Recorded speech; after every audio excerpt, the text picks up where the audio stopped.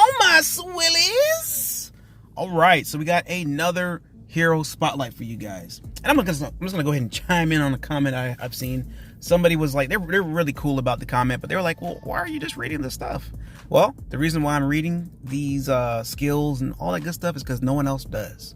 I get a lot of questions about these characters and these heroes, and yeah, people don't read, and I fall victim of the same thing, guys. I don't read, but by me reading these things out to you guys, it holds me accountable. I learn the heroes, you learn the heroes. It's a win-win for everybody. So with all that being said, guys, if this is the first time you guys have joined the channel, and I hope this is not the last time you guys come, make sure you guys subscribe and make sure that notification bell is turned on. Just subscribing is not enough, guys. You got to get that notification bell turned on, so when I post, you will be first alerted. And also, you guys can join the Discord. I'll flash that across the screen for you guys as well, because you know your Uncle Swill got you covered. All right, so for this episode, we'll be talking about skills, the gear you can possibly put on her, and more than likely the lineups you can use for Miss Doris. All right, so Doris is the Raven. Damage output, like father, like daughter, travel. All right, so what does that mean? That doesn't mean very much yet, unless they make some kind of synergy between certain types of heroes, then it will make some sense. All right, so let's go ahead and talk about her skills real quick. All right, so she is a 4-skill hero. Doesn't make her any bad or better or anything like that. Just lets you know that she got shortchanged on the assembly line. All right, so first skill is called High Voltage Baton. All right, so it deals 168% damage to one enemy. Okay, so she is a one target hitting enemy, or she's gonna hit one enemy, one target at a time. All right, and that damage goes from 168% all the way to 280%. Next skill is called Tough Defense. She's gonna get 4% damage mitigation.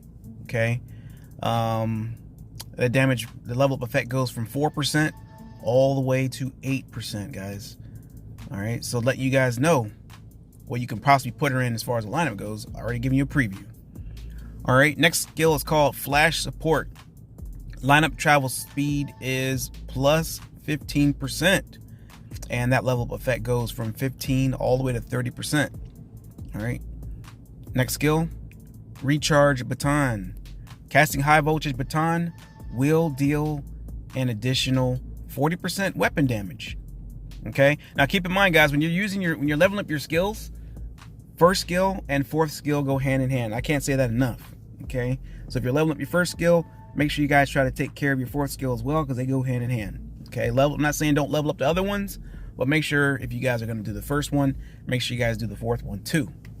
Okay, and the level up effect goes from 40% all the way to 80%. All right, so that's cool right there. With all that being said, let's go ahead and talk about her gear. Now, if you guys are trying to figure out how to gear up your heroes, now I'm saying it like this because sometimes you guys might miss other previous videos, so I'll go over this other stuff that I've already gone through before in previous videos. No problem. Uncle Squill got you covered. All right, so looking at that, you're going to click on the first skill. First skill tells you weapon damage. So weapon damage automatically on the top of your head or the back of your mind or whatever the case might be, that's telling you Reaper, because Reaper is going to give you weapon damage. Okay, now that's not the only options you can put on, of course, but that's probably going to be the best option off the bat. All right, so if you are in season 0, you're going to go ahead and put some Reaper on her. Okay, there's no other option for you to put on there. All right, when it comes to season 1, you can keep the Reaper, or you can switch to Apocalypse for a set, or you could do 2 pieces of the Apocalypse and 2 pieces of the Reaper. Okay, now when it comes to the sets, if you're going to use the 4 set for the Apocalypse, I should just for the Reaper as well, you're going to get the 20% crit damage. Okay, 2 pieces going to give you 10% crit damage for the Apocalypse. Let's go ahead and look at the Reaper real fast. All right, so two gear sets going to give you a weapon damage bonus of 5%.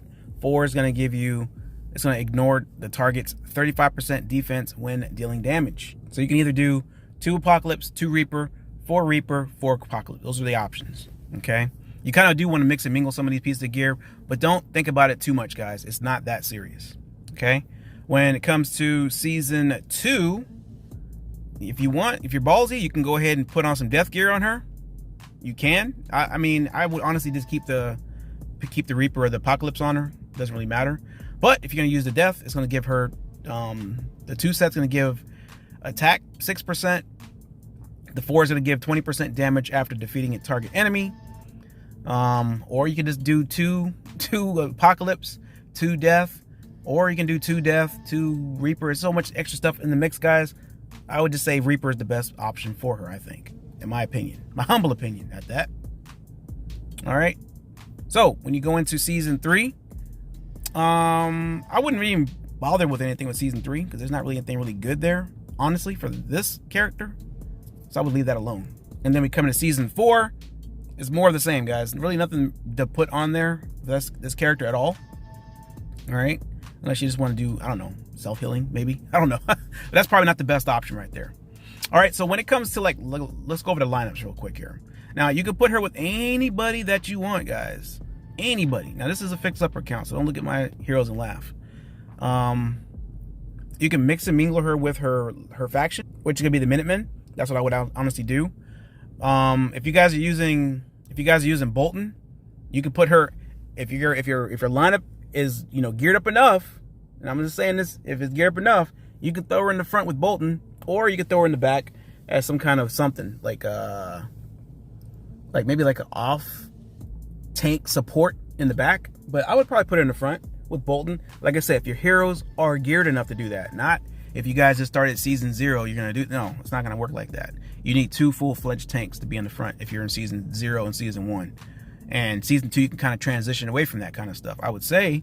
But she's very viable. I've seen her in the champion duels. I've seen her in all kinds of different things like that. And I know that she is really viable, and she can do her thing. She can hold her own, basically. All right, so hopefully this does help you guys out and things like that. If it did, make sure you guys don't forget to drop a like. Don't forget to join the Discord, and I'll see you on the next video, guys. Peace.